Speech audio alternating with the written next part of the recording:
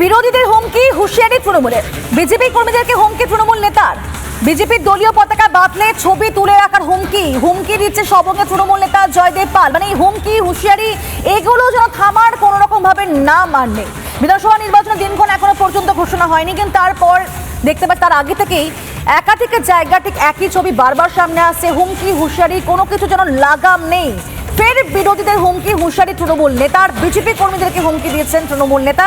বিজেপির দলীয় পতাকা বাতলেই নাকি ছবি তুলে রাখা হবে, এমনটাই হুমকি দিচ্ছেন তৃণমূল নেতা। কে দিচ্ছেন?